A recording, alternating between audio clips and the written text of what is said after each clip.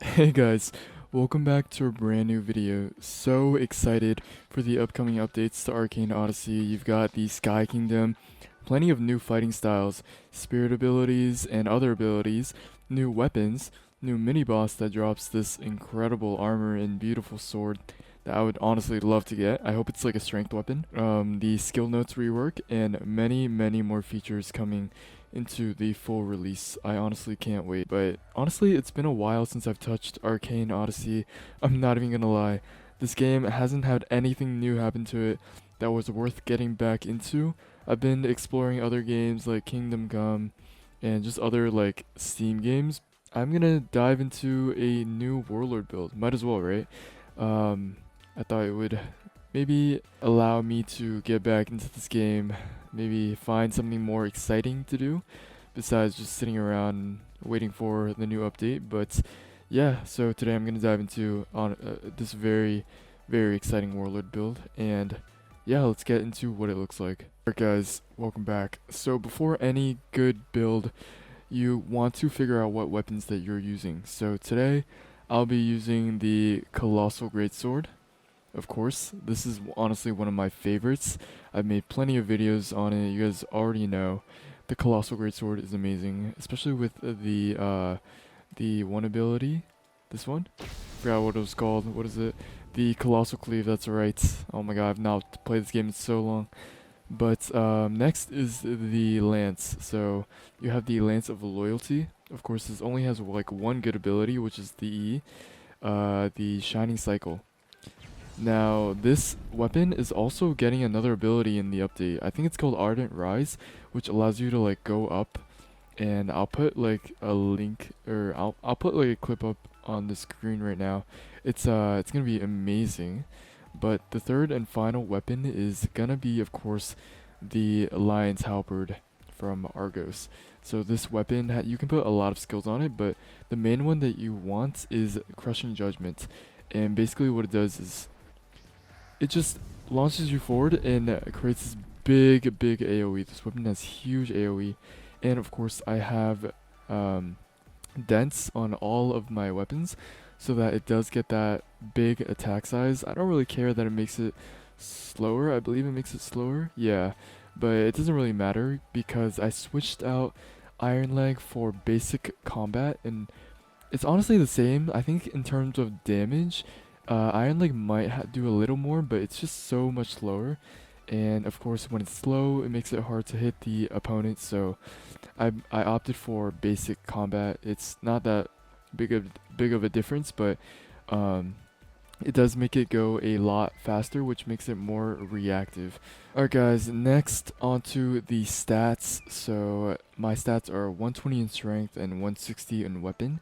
You can do it vice versa, but if you do it the other way, you actually get the focus in your strength. But for me, I don't really care about my fighting style. I just care about using the weapons.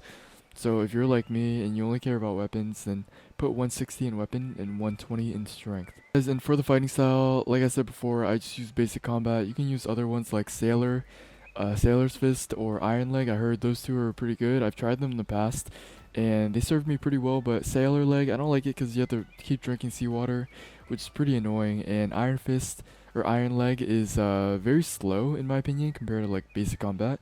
So I just want something a little faster, so that's why I opted for this over Iron Leg. But to each their own. If you like the other ones better, if it suits your playstyle, then honestly go for it. But for me, I like basic combat. It's pretty good. And of course, last but not least, the armor. So these are my stats: 92 power, 685 defense, 2 drawback, 101 attack size, 21 intensity, 94 attack speed, 228 agility, and negative 78 regeneration. Alright, so for the first piece, we've got the Amelia's Tarnished Cloak. I've put two, what is it, the Painites on it, so I get 300 more defense in exchange for 2 more drawback, which honestly I think is fine. Drawback, as long as you kill the enemy faster than they damage you, then the Painite is, honestly I think it's worth it. Gives you 300 more defense, which basically doubles what I had before. Next, I have the Sunken Iron Armor. Gives you a big boost in just defense and of course attack size, and I put Verisites on it, and this gives you attack size and agility. Next, I have 2 Dromia trappings pieces, and of course these are big in agility, which I wanted to go for. I wanted to go for the threshold 225 agility, I believe it is, and I put Malachites on both. And the last piece, I have the Blasted Powerful Power Amulet. This is the highest attack booster in the game, power booster, and I put a powerful scroll on it, and yeah, no gems, of course. Oh, and for these I put agile. This one I put powerful, and this one I put explosive.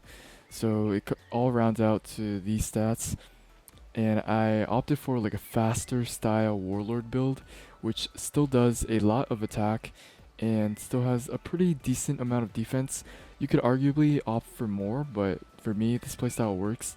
I like it. Pretty good attack size as well, and of course with the dense scrolls on my weapons already, it increases the attack size there. Alright guys, so now it is time to try out this weapon, and as you can see, with the agility reaching the threshold of 225, I get this like flash step, which I really like, because when you're a warlord, attack size sometimes doesn't do the job. You kind of need to get like close to them, and so this allows me to, of course, dash right into them, play a little more close than I would like, and yeah, it's pretty good. With basic combat, you can react very fast, pull out the weapons, and boom, the enemy is like almost guaranteed to not be able to escape. The only trouble that you might have is maybe fighting against like mages or any other builds that just put a ton of focus into their power, which with your kind of low defense-ish, it might prove to be a counter, but honestly with this build, it's fine. So, yeah, like I said, like the only weakness is power and maybe like attack speed, but that's it. Alright, next guys, I'm gonna put up some clips of me just testing out this ability, or this build, with all of my sword abilities showcased. So yeah, let's get right into it. Alright guys, we are at Cernix, my favorite sparring partner, and let's showcase some of the damage that this build can put out. It is honestly insane.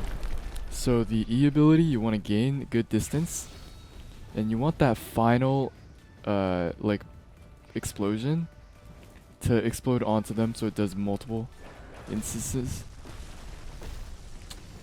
Alright, this should do it. But just look at that AoE, guys. He was like on the bottom there. I'm honestly just gonna aim this like right above these guys. Look at that AoE, guys. On top of that, you can just combo it with other big AoE abilities. Oh yeah, one thing I should probably show you guys is the weapon skills that I have. So I have, let's see, I think I can show you this way. So I have Mountain Wind, Colossal Cleave, Whirlwind, Devastate, Piercing Strikes, Shining Cycle, but I only ever use Shining Cycle, and Devastate, Striking Gale, Crushing Judgment, and Skull Crusher. But honestly, I only ever use like Crushing Judgment and Striking Gale for this weapon at least, because I already have Devastate on my greatsword.